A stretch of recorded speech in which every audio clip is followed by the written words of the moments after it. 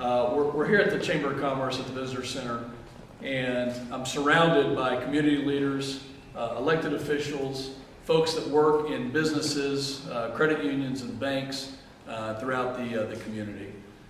In the midst of a government shutdown, where at Goodfellow Air Force Base, and quite frankly with a lot of federal workers that are here in San Angelo, in the Concho Valley, that are going through a very stressful time, we're here to bring you a story today of how the community comes together to support those that are going through a tough time, that we anticipate are going to continue to go through a tough time. And unfortunately, we are in a shutdown right now.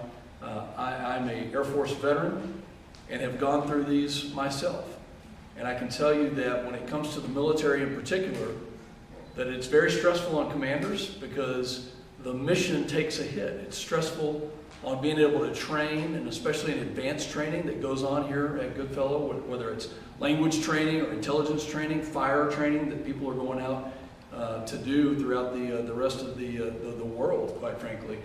And commanders are worried about now having to provide for their troops, having to provide for the airmen and the soldiers and the sailors, the guardians, and the Marines that are stationed here, and federal workers that are associated with many other entities, including USDA and other organizations, that now instead of doing their mission, which they're charged to do, and serving the community here, they're now just worried about taking care of their kids or putting food on the table. Today we are surrounded here by leaders who are stepping up to make sure that those military personnel, those federal workers, people that are associated with the federal government, and that their jobs depend on the federal government, don't have to worry about that. That they don't have to worry about putting food on the table or making that next payment, that they know that they're going to be surrounded by community help. And I'm going to list some of the help that we have. But we just had a meeting with these leaders that you see here with me today. And I'm going to mention some highlights of the type of community help that is coming to our military personnel and to our federal workforce. It includes, from the banks and from the credit unions, 0% interest loans to cover the paychecks that would have been coming in should those paychecks be missed. It includes help with late fees on payments, mortgage deferrals, car payment deferrals. The city of San Angelo, Mayor Thompson has an announcement. I'm going to let him talk about what the city of San Angelo is going to do to help alleviate some of the financial burden.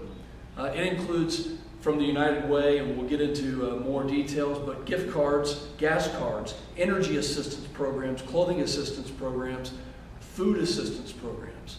So none of our federal workforce, none of our military personnel are going to go hungry. And we're going to make sure from this community that we come together to support them in the right way. In just an hour, when we met, 1 hour of meeting, we raised over $80,000 that is going to be distributed throughout that federal workforce and our military personnel to those who need it the most. Angelo State University has pledged $85,000 in tuition assistance for our military and federal workforce. And we're going to tell you how you can help. If you're a local business or a restaurant, or you're here in town and you just want to help out, we're going to give you that information.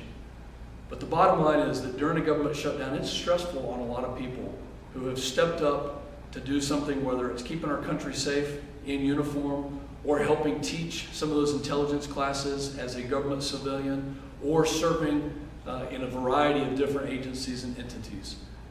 This community, you will not find a better community on the face of the earth that grows in a partnership with the base, with Goodfellow, and with our federal workforce, that is there to stand by them in times of need. And I'm sorry to say that now is a time of need. And I hope we can get past this government shutdown quickly. I hope we can move past that and get back to normal. But in the meantime, we've got a great community that is willing to step up and has already done that. I've got a couple of speakers that I want to introduce to you, but before that, let me tell you who was at the meeting today.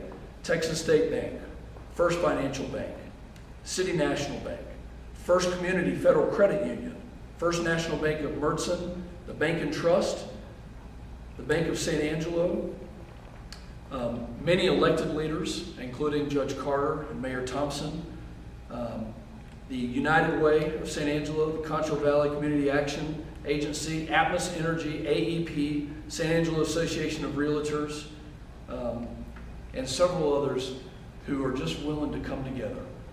The story here in San Angelo is that we've always been a place where we help our neighbors in times of need. That happened this summer during the floods. It happens whenever there's any sort of emergency.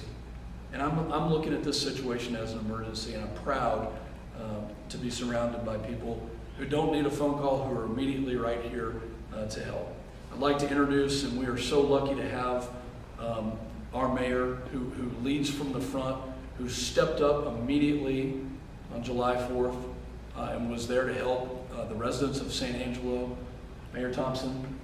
Over here. There you go. Thank you. I know you have an important announcement as well. Absolutely.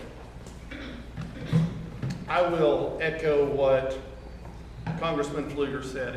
If you read the list of people that showed up today, I hate to say it, but it's always the strongest and it's always the best that have a never-ending commitment to our community. I'll tell you a little story. Yesterday evening I was looking and I'd done some visiting with some people about what we could do for those people affected by the government shutdown. At 11:30 last night I sent my first email to city staff. And I sent it to City Manager Daniel Valenzuela, Finance Director Tina Deersky, and I said, we need to look at what we can control to help these people so it's not a burden. By probably 9:30 this morning, they had a solution. It had already been approved. They'd already moved it forward throughout the community or throughout our staff. And what the City of San Angelo is going to do, and I'm going to read this to make sure I get it exactly right, is the city's going to waive utility late fees for federal employees and retirees during shutdown. In response to the current federal government shutdown, the City of San Angelo is waiving late fees on utility bills and suspending service shutoffs for federal employees and retirees. This will only be in effect during the shutdown, but to receive the waiver, eligible individuals must visit the City Hall Annex at 301 West Beauregard Avenue and present a valid government-issued ID.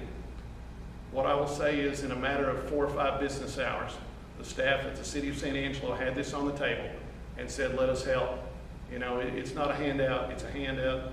And from that standpoint, I can't thank enough of this group that's behind us and helping moving this forward. With that, I'll turn it back over to you, August. Thank you, Mayor. Great job. We're lucky to have an incredible county judge in Tom Green County, Lane Carter. Come on up here. He's been incredible throughout the floods and throughout many other issues. Lane, thanks for being here today. Thank you, Congressman. I want to thank everybody. Thank you, Congressman Pfluger, for hosting this event. Thank you, everybody, all the individuals in this room that participated in the discussions today. Like the Congressman said, we have an outstanding community that we live in. With the amount of funds that were raised over the flood and the amount of funds that we have raised in this disaster, we take care of ourselves locally. We come together, and I'm proud of the individuals and the people that I know that are coming out to help our airmen and women, our federal employees.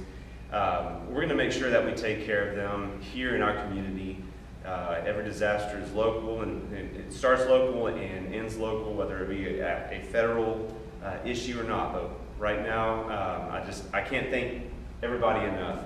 Goodfellow Air Force Base is a staple to our community, and as a civic leader, I want to make sure that we, as a community, know exactly the impact that Goodfellow has in our area.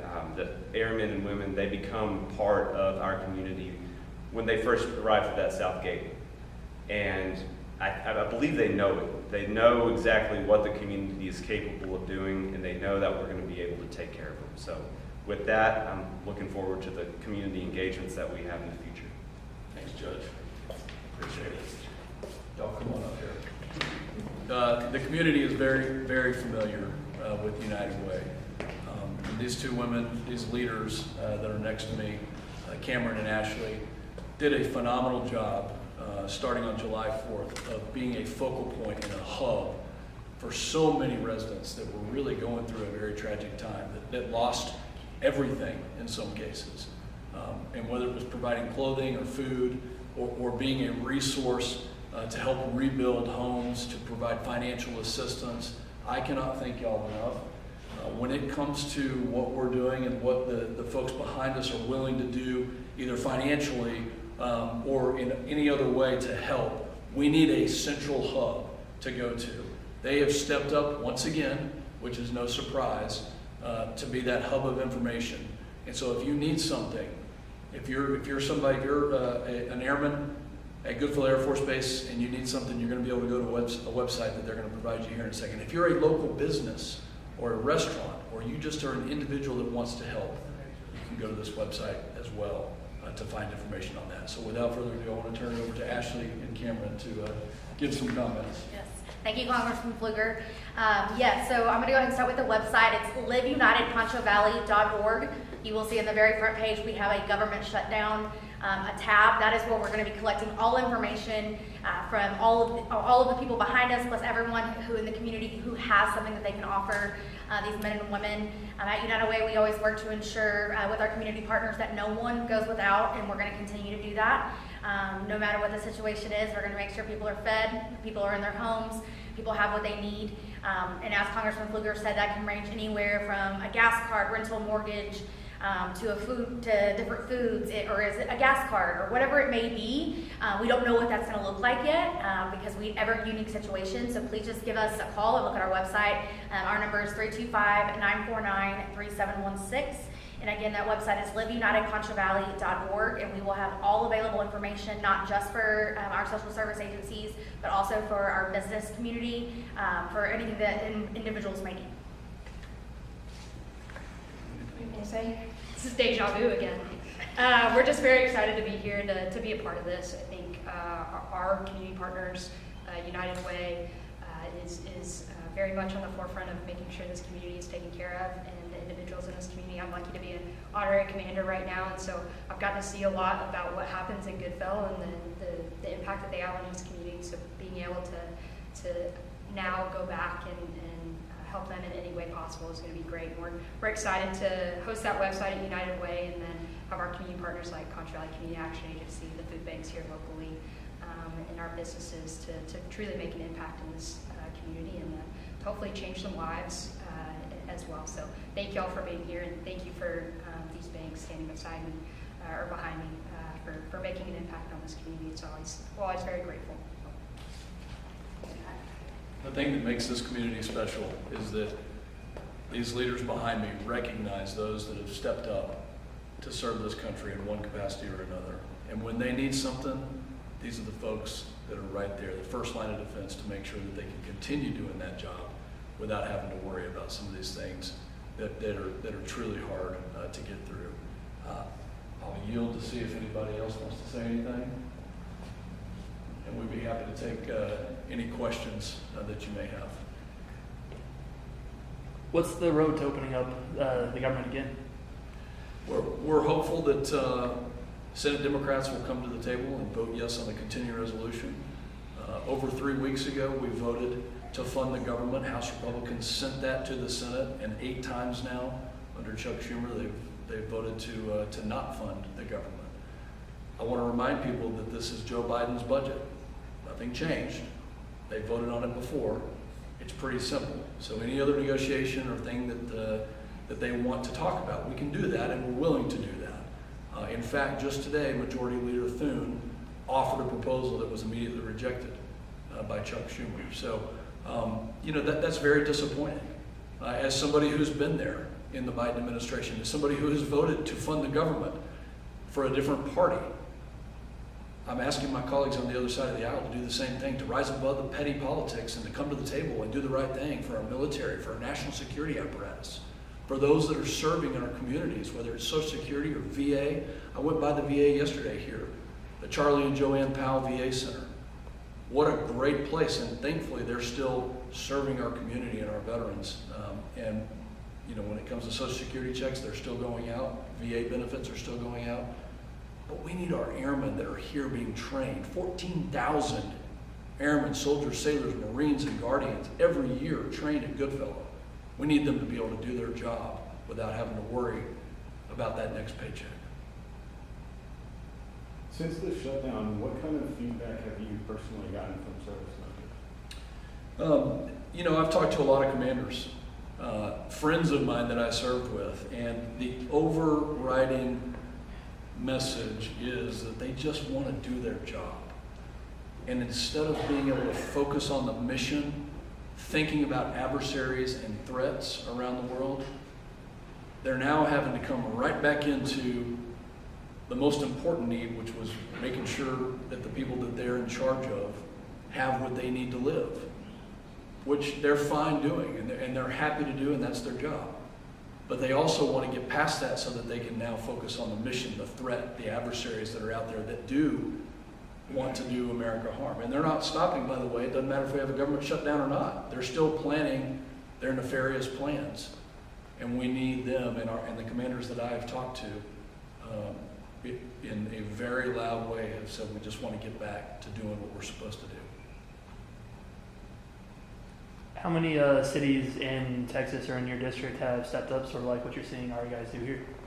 You know, we're starting to see it. Killeen, Texas, obviously, with Fort Hood, right next door. That's a huge presence of soldiers there, and you're seeing a massive community effort. We have several people behind me here that represent banks and credit unions that have different operations throughout the state of Texas. And, you know, Atmos Energy and AEP also serve all of Texas. So this is not just local here, but I think what's different is that we're setting the standard. San Angelo is setting the standard. And I know that the Speaker of the House, Mike Johnson, he has asked me about what we're doing because he wants to use this model that is happening in San Angelo for the rest of the country. So what we're doing in San Angelo is going to be something that the rest of the country is likely to adopt very shortly. Guys, thank y'all. Appreciate you being here. Thank you.